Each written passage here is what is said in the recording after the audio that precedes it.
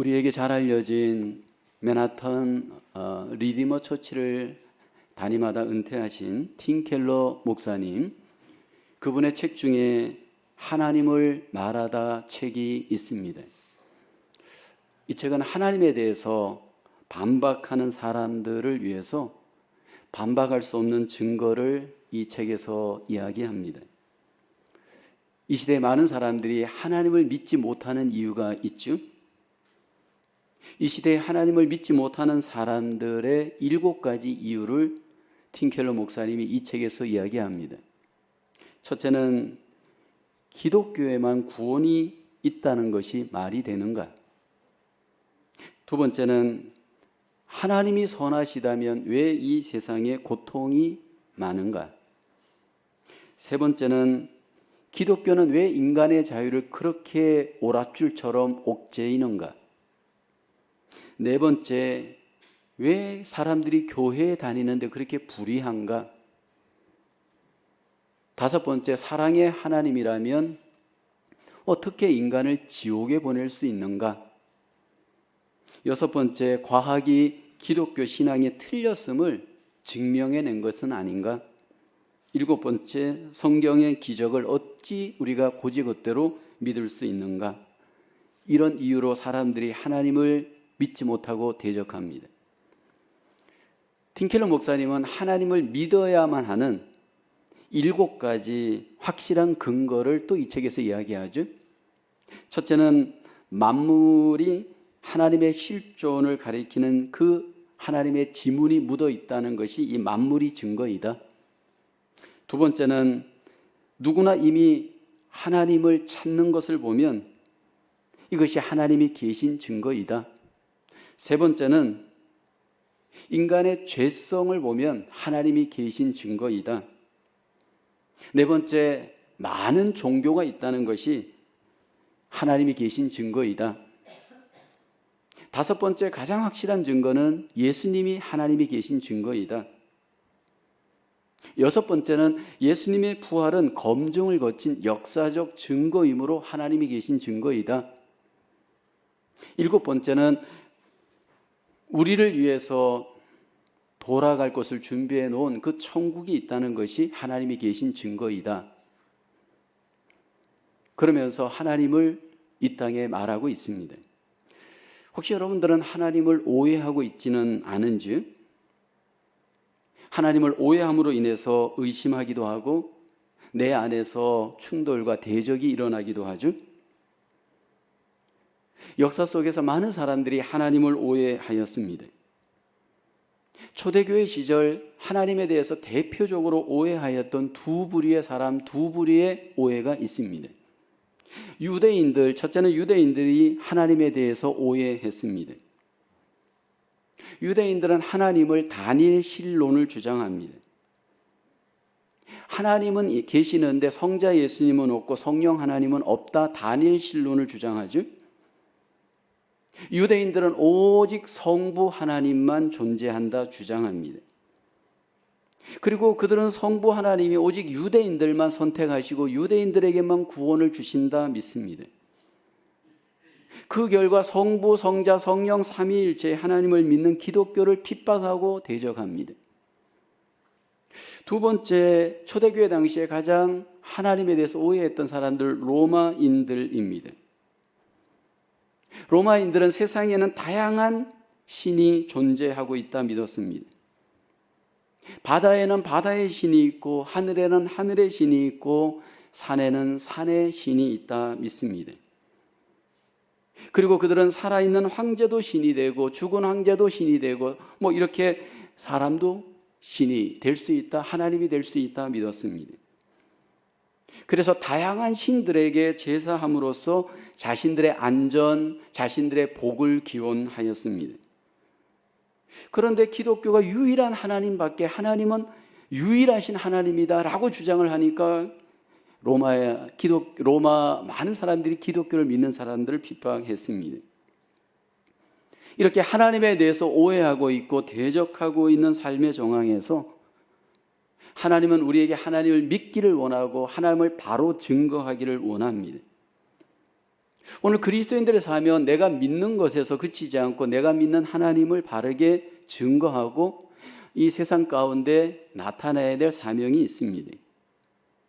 오늘 본문의 사도행전에서 바울은 하나님을 오해하고 있는 사람들에게 내가 믿고 있는 기독교의 하나님, 성경의 하나님을 믿을 뿐만 아니라 증거하고 있습니다. 하나님을 믿는 것도 하나님의 뜻이고 하나님을 증거하는 것도 하나님의 뜻입니다. 오늘 본문은 사도행전, 오늘 본문은 바울이 안디옥 교회에서 파송을 받고 이제 선교 여행을 떠납니다. 피시디아 안디옥이라는 곳에 이르러서 안식일 날 회당에 들어가 설교합니다. 그런데 이 설교의 주제는 하나님이었습니다. 하나님은 어떤 분이십니까? 하나님은 누구십니까? 하나님을 오해하고 있었던 그 당시에 사도 바울은 하나님이 누구신지 어떤 분인지를 오늘 본문에서 소개하죠. 첫째로 기독교의 하나님, 모든 역사를 운행하시는 분이십니다. 오늘 본문 17절에 이렇게 말씀하죠. 이 이스라엘 백성의 하나님이 우리 조상들을 택하시고 애굽 땅에서 나그네 된 그 백성을 높여 큰 권능으로 인도하여 내사 말씀을 합니다. 오늘 하나님을 소개하면서 그 하나님께서 이스라엘의 역사를 운행하시는 분이심임을 강조하죠. 어떻게 운행하시는지 오늘 본문에 보면 하나님께서 먼저 이스라엘을 선택하십니다. 우리 조상들을 택하시고 라고 말씀을 하죠. 하나님께서 이스라엘을 먼저 선택하십니다. 선택한 이스라엘을 하나님이 그 다음은 인도하시죠. 애굽 땅 나그네 된 그 백성을 높여 큰 권능으로 인도하여 내었다. 오늘 본문은 말씀을 하죠. 그리고 인도한 그 백성에게 기업을 주시는 하나님이십니다. 19절에 보면 가나안 땅 7족속을 멸하사 그 땅을 기업으로 주시기까지 약 450년간이다. 하나님이 역사 속에 개입하여서 한 나라를 운행하시는 과정을 주목해 볼 필요가 있습니다. 하나님 먼저 선택하시고 인도하시고 그 기업을 주십니다. 모든 시간의 중심, 모든 역사의 중심에 하나님이 계셔서 시작부터 마치는 그 과정을 하나님이 친히 운행하십니다. 그런데 성경의 하나님, 기독교의 하나님은 이것이 나라만 그런 것이 아니고 만물을 하나님이 그렇게 운행하신다 말씀을 하십니다. 로마서 11장 36절 이렇게 말씀을 하죠. 이는 만물이 주에게서 나오고 주로 말미암고 주에게로 돌아감이라 그에게 영광이 세세 있을지어다. 아멘 말씀을 합니다. 하나님이 만물을 운행하십니다. 이스라엘의 역사만 운행하시는 것이 아니고 모든 나라를 운행하시고 모든 만물을 운행하시고 나까지도 하나님이 운행을 하십니다. 하나님께서 이 만물을 정말로 운행하실까?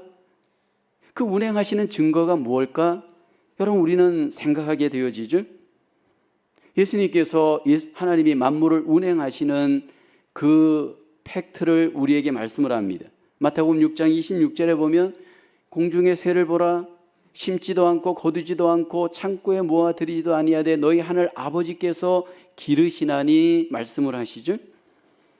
하나님께서 공중의 새도 다스리심으로 운행하십니다. 마태복음 6장 30절에 보면 오늘 있다가 내일 아궁이에 던져지는 들풀도 하나님이 이렇게 입히시거든 말씀을 합니다. 하나님께서 공중의 새도 기르시고 들의 풀도 하나님이 기르신다 말씀을 합니다.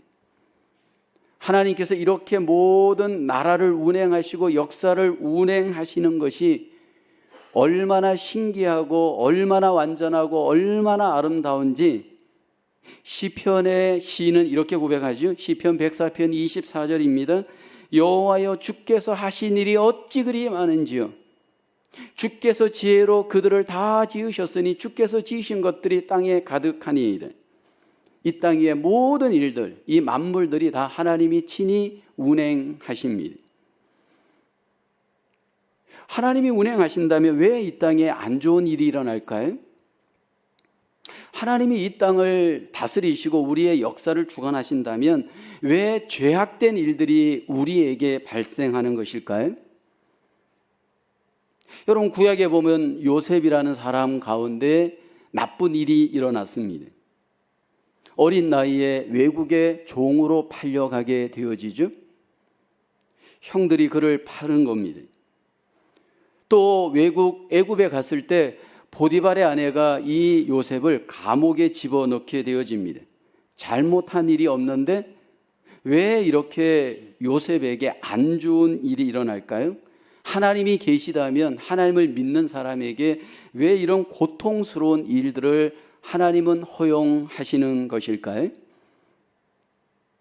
요셉이 나중에 이렇게 고백을 합니다. 창세기 50장 20절에 보면 당신들은 나를 해하려 하였으나 하나님은 그것을 선으로 바꾸사 오늘과 같이 많은 백성의 생명을 구원하게 하시려 하셨나니, 하나님께서는 악을 통하여 선을 이루시고 선을 통하여 또 선을 이루시기도 합니다. 하나님께서 일하는 방식이 이렇게 놀라운 섭리를 갖고 역사 속에, 만물 속에, 사람 속에 개입하셔서 일을 하십니다. 로마서 8장 28절에 보면 하나님을 사랑하는 자, 곧 그의 뜻대로 부르심을 입은 자들에게는 모든 것이 합력하여 선을 이루느니라. 여기 모든 것이 하나님께서 합력하여서 하나님의 선을 이루십니다. 하나님께서 이 땅에서 운행하실 때 선을 이루시는 방식은 과연 어떤 것일까요? 하나님의 나라의 역사가 있고 세상 나라의 역사를 하나님이 다 운행하십니다. 세상 나라도 하나님이 주권을 갖고 운행하시고, 또 세상의 하나님의 나라도 하나님이 주권을 갖고 운행하십니다. 그런데 하나님께서 세상 나라 가운데 역사를 운행하시되 하나님의 나라를 중심으로 이 세상의 역사를 하나님이 운행하십니다. 구약의 이스라엘 역사를 하나님이 우리에게 보여주시는 이유는 하나님의 일하시는 방식입니다. 이 세상 가운데 하나님이 어떻게 이 세상에 하나님의 나라를 이루어 가시는지 우리에게 모델로 보여주는 그 팩트의 나라가 이스라엘입니다. 하나님께서 선택하시고 인도하시고 기업을 주셔서 이루어 가시는 그 하나님의 나라의 백성들을 구약의 이스라엘을 통해 우리에게 모델링으로 보여줍니다. 그리고 그와 같이 지금도 하나님은 하나님의 나라를 이 땅에서 이루어 가십니다. 하나님이 자기 백성들, 자기 나라를 이 땅에서 이루시고 성취하시고 완성하실 때 보면 하나님의 놀라우신 섭리 가운데 인도하십니다. 그래서 그 백성을 위해서 하나님이 기적을 이용하시기도 합니다. 자연을 이용하시기도 합니다. 이스라엘을 인도할 때 홍해물을 가르시기도 하고요. 광야에서 놀라운 기적을 베푸시기도 하고요. 그리고 가나안 땅에서 하나님이 전쟁을 통하여서 자기 백성들을 하나님이 인도하십니다. 오늘 나의 삶에 간섭하시고 있는 하나님을 믿는지요? 우리 가정 속에 운행하시는 하나님의 그 인도하심을 우리는 의심하지 않고 믿고 있는지요? 지금 내가 나의 수준으로 다 알지 못하고 이해하지 못하지만 하나님께서 섭리와 뜻을 갖고 우리 가정에, 나의 삶에 놀라우신 인도하심으로 우리를 다스려 가시는 줄로 믿습니다. 이스라엘 백성들을 언뜻 보게 되어지면 하나님이 정말 계실까라고 할 정도로 힘든 일이 그들에게 있었습니다. 바벨론의 포로가 되어져 고난을 겪기도 하죠. 그렇게 하신 분이 하나님이십니다. 왜요? 하나님의 선한 뜻을 이루시기 위함입니다. 오늘 우리 가운데 하나님께서 이루어 가시는 그 놀라우신 선의 계획, 그 인도하심이 모든 것들 속에 하나님이 함께 하셔서 인도해 가시는 줄로 믿습니다. 역사의 운행자가 되셔서 우리의 삶과 나라를 지금도 운행하고 계시는 그 하나님을 의심하지 말고 믿고 소망할 수 있기를 주님의 이름으로 축원합니다. 두 번째로 기독교의 하나님, 사람들을 선택하여 일을 하시는 분이십니다. 20절에 보면 그 후에 선지자 사무엘 때까지 사사를 주셨더니 21절에 그 후에 그들이 왕을 구하거늘 하나님이 베냐민 지파 사람 기스의 아들 사울을 40년간 주셨다가 22절에 보면 패하시고 다윗을 왕으로 세우시고 증언하여 이르시되 내가 이새의 아들 다윗을 만나니 내 마음에 맞는 사람이라 내 뜻을 다 이루리라 하시더니, 하나님께서 사람을 선택하여 하나님의 일을 하십니다. 하나님께서 이스라엘 가운데 통치하실 때 하나님이 개입하시되 사람을 세워 개입하십니다. 사무엘을 택하여 하나님 일 하게 하였죠. 사사를 선택하여 하나님 일 하게 했습니다. 왕을 세워 하나님의 일을 하게 하셨죠. 다양한 사람들을 하나님이 선택하셨고 그들을 통해 하나님의 일을 하게 하셨습니다. 하나님께서 지금도 사람을 세워 하나님의 일을 하시도록 하나님이 운행하십니다. 사람들이 역사 속에서 이 하나님이 사람을 통해 일하시는 이 부분에 대한 두 가지의 상반된 이해를 하기도 합니다. 장로교의 칼빈주의는 하나님이 주권으로 일을 하시는 하나님의 주권의 우선순위를 두어 강조점을 둡니다. 또 감리교의 알미니안주의자들은 사람의 활동에 더 강조점을 둡니다. 하나님이 우선인가 사람이 우선인가? 어떤 사람들은 사람에게, 어떤 사람에게는 하나님에게 더 초점을 맞춰 이것으로 논쟁하는 경우가 있습니다. 근데 여러분, 이것은 둘 다 우리가 믿어야 됩니다. 둘 다 맞습니다. 왜냐하면 여러분, 우리가 집을 지을 때 우리가 보면 반드시 설계도가 먼저 필요합니다. 교회를 지을 때 어떤 교회당을 지을 것인가 먼저 공사부터 하진 않잖아요. 아키텍을 찾아가서 먼저 설계도를 그립니다. 특히 이 교회당과 같은 곳은 예술적인 면도 있어야 되죠. 그러나 또 실용적인 면도 있어야 됩니다. 근데 그렇기 위해서 먼저 필요한 것은 아키텍에게 부탁을 하고 아키텍과 더불어 여러분 그렇게 설계도를 잘 그려야 합니다. 그러나 여러분, 설계도대로 그 집을 지어가는 것은 아키텍이 아니고 바로 기술자들입니다. 그 도면을 보고 기술자들이 집을 짓기 시작하죠. 기둥을 세우고 벽돌을 세우고 그리고 그 집을 아름답게 만들어 갑니다. 하나님께서 우리를 향한 설계도를 만드시고 그리고 그 설계도대로 모든 일을 행하실 수 있도록 하나님이 일꾼들을 세워서 그 일을 행하게 하십니다. 하나님이 일을 하신다면 어떤 사람들을 일꾼으로 사용할까요? 오늘 본문에 보면 하나님께서 하나님의 마음에 합한 사람을 선택하여 사용하신다 말씀을 합니다. 그 대표적인 모델이 다윗이죠. 22절에 말씀을 합니다. 다윗을 왕으로 세우시고 증언하여 이르시되 내가 이새의 아들 다윗을 만나니 내 마음에 맞는 사람이라 내 뜻을 다 이루리라. 왜 하나님께서 자기 마음에 합한 사람을 선택하실까요? 하나님의 뜻을 이루기 위함입니다. 사무엘상 16장에 보면 하나님이 사람을 선택하는 그 일이 소개됩니다. 베들레헴 이새의 집에 이제 하나님이 사무엘을 보냅니다. 그리고 왕으로 세울 자를 하나님이 선택하게 합니다. 그때 하나님께서 사무엘에게, 외모를 보는 사무엘에게 이렇게 말씀하시죠. 사무엘상 16장 7절에 여호와께서 사무엘에게 이르시되 그의 용모와 키를 보지 말라. 내가 이미 그를 버렸노라. 내가 보는 것은 사람과 같지 아니하니 사람은 외모를 보거니와 나 여호와는 중심을 보느니라 하시더라. 결국 하나님께서 이새의 마지막 막내 아들을 선택하여 왕으로 세우는데 그 사람이 누구입니까? 다윗입니다. 하나님의 마음에 합하였던 다윗, 물론 말년에 가서는 변질됩니다. 그러나 하나님이 그를 처음에 쓰셨을 때는 하나님의 마음에 맞았기 때문입니다. 하나님의 마음에 맞는 사람, 하나님이 지금도 찾고 계십니다. 여러분, 하나님의 마음에 맞는 사람의 그 모습은 어떤 모습일까요? 겸손한 사람입니다.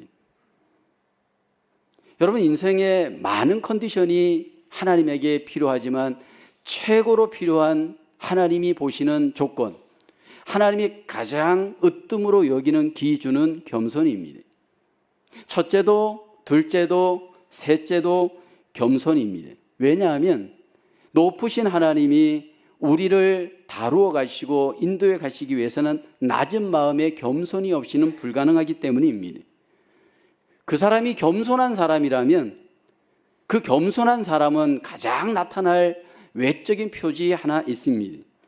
하나님을 내 마음의 만족으로 삼는 사람이죠. 다윗은 시편 23편에 이렇게 고백을 합니다.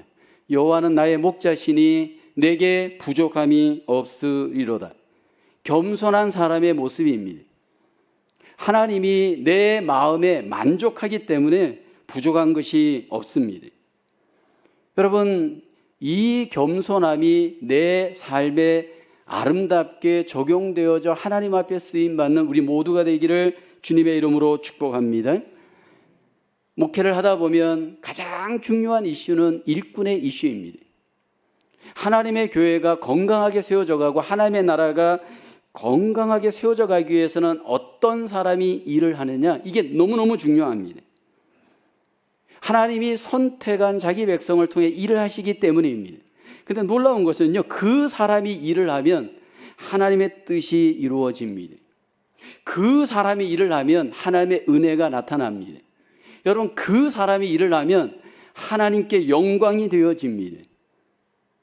바로 그 사람이 하나님이 선택한 사람인 줄로 믿습니다.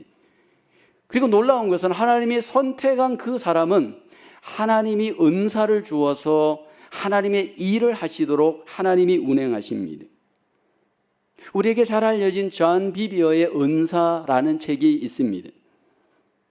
거기에 보면 저자의 간증 체험이 소개되어집니다. 존 비비어 목사님은 하나님이 선택한 자기 백성에게 하나님이 은사를 주어서 하나님의 일을 하게 하신다 고백을 합니다. 그리고 그 책에 존 비비어의 친한 친구였던 친구 짐 이야기를 합니다. 이 짐이라는 사람은 18년 동안 고등학교 여자 농구팀을 맡아 감독을 하던 사람입니다. 그런데 안타깝게도 18년 동안 예선에서 거의 떨어지고, 예선을 통과했지만 결국 토너먼트에 가서도 1승을 하지도 못하는 그런 감독이었습니다. 그래서 이 짐이라는 사람은 존 비비어에게 이렇게 말했습니다. 너무 나는 좌절해서 더 이상 감독을 할 마음이 없었다네. 그러면서 그만두려고 했었는데 그 그만두려고 하였던 그 시점에 하나님의 은혜의 힘을 내가 발견하게 되었었다네. 그러면서 자기 간증을 존 비비어 목사님에게 한 겁니다. 어느 날 짐이 기도했습니다. 왜 이렇게 나는 게임만 하면 지고 나갔다 하면 지는 건가? 하나님이 좀 원망스럽고, 그래서 하나님 앞에 그만두려고 하는 마음 속에 기도를 했습니다. 근데 하나님이 응답을 해주었습니다. 방식을 완전히 바꿔라. 이제부터는 코트에서 90분 동안 연습만 하지 말고 라카룸에서 45분 동안 한번 성경책을 읽고 깨달은 점을 서로 나누고 기도를 하고 나머지 45분 동안 코트에서 한번 연습을 해봐라. 하나님이 그런 깨달음을 주신 거예요. 그러나 이거는 너무나도 비생산적으로 보였습니다. 지금 90분 동안 기술을 연마하고 90분 동안 최선을 다해도 연습이 부족한데 45분을 줄여서 성경 읽고 기도하라고 하는 이 깨달음은 너무나도 비현실적이었습니다. 그렇지만 계속해서 게임에 졌기 때문에 이 짐 감독은 이 전략을 따르기로 했습니다. 그런데 문제는 선수들이 문제였습니다. 자기가 하나님께 받은 이 지혜를 나누었습니다. 그랬더니 전부 하나같이 황당하다. 어떻게 저런 것을 우리에게 적용하려고 하느냐 반대하였습니다.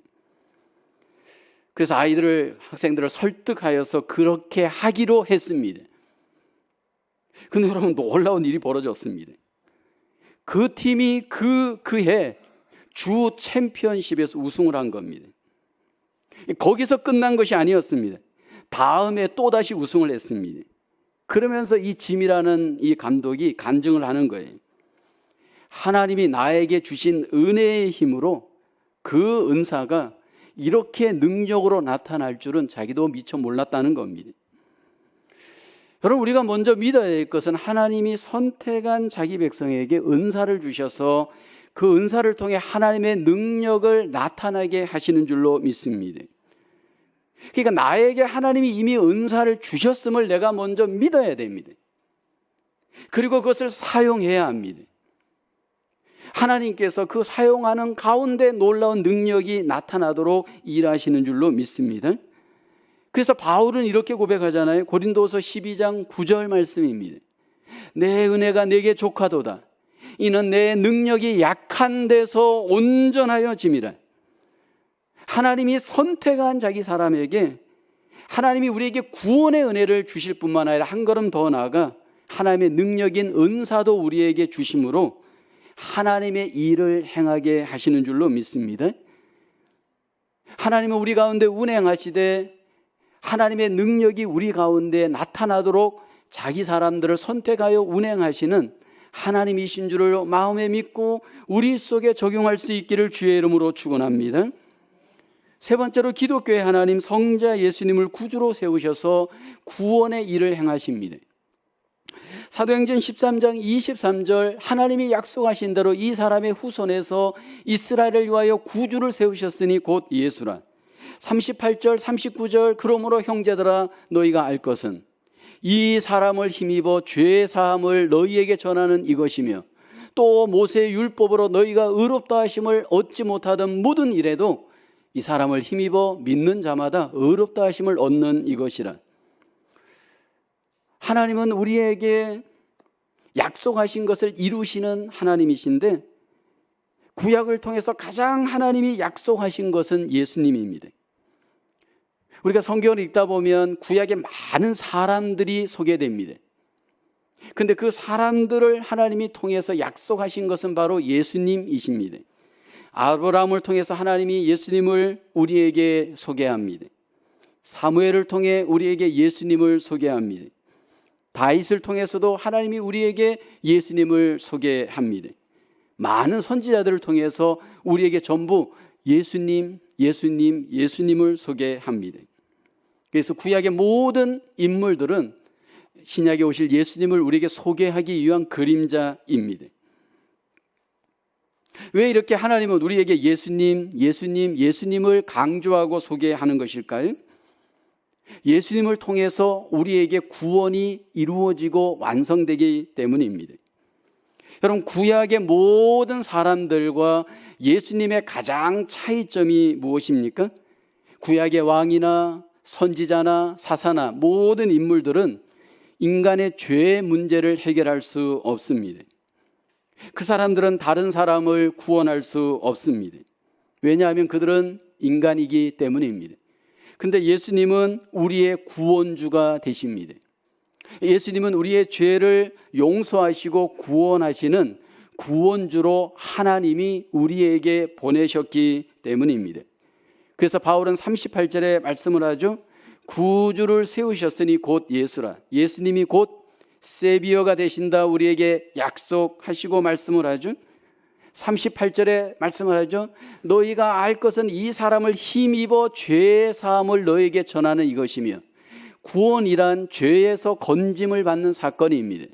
죄에서 건짐을 받기 위해서는 죄가 용서함을 받아야 됩니다. 예수님은 우리의 죄를 용서하심으로 우리를 죄에서 건져주시는 우리의 구주가 되십니다. 예수님이 이 땅에 오신 것은 우리를 죄에서 건져주시기 위한 구주로 오셨습니다. 그래서 마태복음 1장 21절에 예수님이 태어나기 전 하나님은 천사를 보내어서 예수님이 이 땅에 구원주로 오실 것을 이렇게 약속하잖아요. 아들을 낳으리니 이름을 예수라 하라. 이 지저스라는 이름의 뜻은 이는 그가 자기 백성을 그들의 죄에서 구원할 자이심이라 하니라. 구원이란 죄에서 건짐을 받는 것인데 예수님이 바로 우리를 죄에서 건지기 위한 구주로 하나님이 이 땅에 보냈습니다. 여러분, 이 땅에 가장 진정으로 필요한 것은 어떤 새로운 정치 지도자가 아닙니다. 어떤 제도도 아니고요. 어떤 법도 아닙니다. 가장 필요한 것은 바로 예수님이 우리에게 가장 필요합니다. 그래서 미국의 빌리 그레엄 목사님은 이렇게 말을 했습니다. 미국 많은 사람들이 용서의 체험을 바로 할 수만 있다면 이 세상의 정신병원에 갇혀있는 환자들의 3분의 2는 당장에 해방될 수 있을 것이다. 그렇게 말을 했습니다. 무슨 문제냐면 많은 경우에 우리의 그 문제가 사실은 정신적인 문제이고 그 정신적인 문제를 더 들어가 보면 대부분인 용서의 문제입니다. 우리의 관계 속에서 삶 속에서 일어나는 문제를 파고 들어가다 보면 대부분 90% 이상이 용서하지 못하여서 문제가 일어납니다. 가정이 깨어지는 가장 큰 이유도 용서하지 않기 때문입니다. 여러분, 교회가 깨어지는 이유도 대부분 용서하지 않기 때문입니다. 우리의 관계가 서로 서먹서먹하고 여러분 깨어지는 이유도 전부 용서하지 않기 때문입니다. 근데 여러분, 예수님은 어떤 분이시냐면 우리를 위해서 용서하신 분이십니다. 어떻게 용서를 해줬냐면 무조건 용서해 주었습니다. 그 인간의 컨디션을 보고 용서한 것이 아니고 컨디션과 관계없이 무조건적으로 용서해 주었습니다. 자신을 죽인 사람도 용서해 주셨습니다. 3번씩이나 부인한 사람도 용서해 주었습니다. 자기를 향해 핍박하고 조롱하는 사람도 예수님은 무조건 용서해 주었습니다. 예수님께서 이 땅에 많은 사람들을 무조건적으로 용서해 주시기 위해서 하나님이 성자 예수님을 이 땅에 보냈습니다. 그때 그 용서의 타이밍, 용서의 시점은 언제였느냐면 우리가 완전할 때가 아니고 우리가 불완전하고 죄인 되었을 때 우리를 용서해 주었습니다. 로마서 5장 8절에 이렇게 말씀을 하잖아요. 우리가 아직 죄인 되었을 때 그리스도께서 우리를 위하여 죽으심으로 하나님께서 우리에 대한 자기의 사랑을 확증하셨느니라. 우리는 어떤 사람을 용서할 때 저 사람이 좀 완전해지면 용서하려고 하잖아요. 좀 나아지면 용서하려고 하잖아요. 그런데 하나님은 우리의 컨디션과 관계없이 우리가 아직 죄인 되었을 때 무조건적으로 우리의 죄를 용서해 주었습니다. 어떻게 해요? 우리의 모든 죄의 값인 사망을 예수님에게 대신 담당하게 하셨습니다. 그리고 예수님께서 우리를 위해서 죄의 값인 사망을 십자가에서 담당해 주었습니다. 그리고 우리를 무조건적으로 그 죄에서 용서하여 주시고 우리를 구원하여 주신 줄로 믿습니다. 하나님이 예수님을 이 땅에 보내셨습니다. 우리의 구주가 되게 하기 위해서 보내셨습니다. 바로 나의 죄를 용서해 주시고 나를 죄에서 건져 주시기 위해 하나님께서 예수님을 이 땅에 구주로 보내셔서 그 구원을 완성하신 줄로 믿습니다. 우리는 용서받은 자들입니다. 여러분, 내가 용서받았다면 용서받은 자로서 나도 이제는 용서하며 삶을 살아야 될 거룩한 삶이 우리에게 요구가 되어집니다. 우리가 비록 연약하고 부족하지만 여러분, 우리가 할 수 있는 것이 바로 주님께서 나를 위해 용서하신 것을 경험하였다면 우리도 그렇게 용서할 수 있는 줄로 믿습니다. 그 사람과 관계없이 내가 해야 할 일은 용서입니다.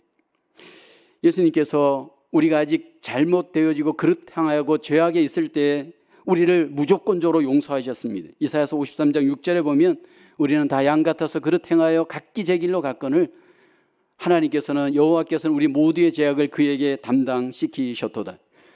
내 죄를 예수님이 다 담당하신 것을 마음에 믿고 그 죄로부터 자유함을 얻고 용서의 확신을 가질 수 있기를 주의 이름으로 축원합니다. 내 안에 용서받은 그 은혜와 믿음이 있다면 여러분, 우리의 삶은 소망의 삶이 되어집니다. 내 삶 속에 소망이 있다면 예수 그리스도로 말미암아 용서받은 그 기쁨, 그 자유함을 이제는 내가 나만 누리는 것이 아니고 많은 이들에게 누릴 수 있도록 그들에게 소망의 예수님을 나타내시고 증거할 수 있는 삶이 되어야 할 줄로 믿습니다. 여러분, 우리 주변에 보면 더 많은 사람들에게 예수님이 필요하고 하나님이 필요합니다. 그들에게 그 소망의 삶을 여러분 나타낼 수 있도록 저와 여러분들이 내 안에 있는 소망에 관한 이유를 묻는 자들에게 알게 하고 증거하고 말하게 하심으로 하나님 앞에 쓰임받는 저와 여러분 되어질 수 있기를 주님의 이름으로 축원합니다. 하나님에 대해서 오해하고 있고 대적하는 세상을 우리는 살아가고 있습니다. 하나님에 대해서 오해하는 사람들 가운데 이제 우리가 하나님을 알고 믿는다면 이제는 우리가 믿고 있는 하나님을 나만 믿는 것이 아니라 여러분 증거할 수 있는 삶이 되어지기를 원합니다. 무엇보다도 역사를 운행하시는 하나님을 믿고 증거하기를 원합니다. 무엇보다도 사람을 선택하여 하나님의 일을 하게 하시는 하나님을 믿고 증거하며 살아갈 수 있기를 원합니다. 무엇보다도 하나님께서 예수 그리스도를 우리에게 구원주로 보내시고 우리에게 용서와 구원의 기쁨을 주신 것을 믿고 소망의 삶을 살면서 그 하나님을 여러분 증거하는 삶이 되어져야 할 줄로 믿습니다. 우리의 삶 속에 이 아름다운 소망의 삶이 날마다 적용되어져 하나님께 영광을 돌리기를 주의 이름으로 축원합니다. 기도합니다. 하나님 은혜와 사랑을 감사합니다. 하나님께서 우리에게 놀라운 일을 행하시되 우리의 역사의 중심에서 우리의 삶을 운행하심으로 하나님의 귀한 선한 뜻을 이루게 하심을 감사하고 모든 영광을 하나님께 돌립니다. 하나님 우리를 선택하여서 하나님의 일을 하게 하시고 하나님의 은사의 능력을 우리에게 주어서 하나님의 귀한 일을 이 땅에 이루어 하나님께 영광 돌릴 수 있는 삶을 살게 하심을 감사합니다. 예수 그리스도를 통하여 우리의 죄를 용서하여 주시고 우리에게 소망의 삶을 살게 하시고 자유의 삶으로 하나님 영광 돌리게 하심을 감사합니다. 남은 생에 더욱더 하나님의 자녀로서 이 땅에 하나님을 나타내고 하나님의 나라를 세워가며 하나님께 영광 돌리는 저희들 되게 하여 주시옵소서. 감사하고 예수님의 이름으로 기도하옵나이다. 아멘.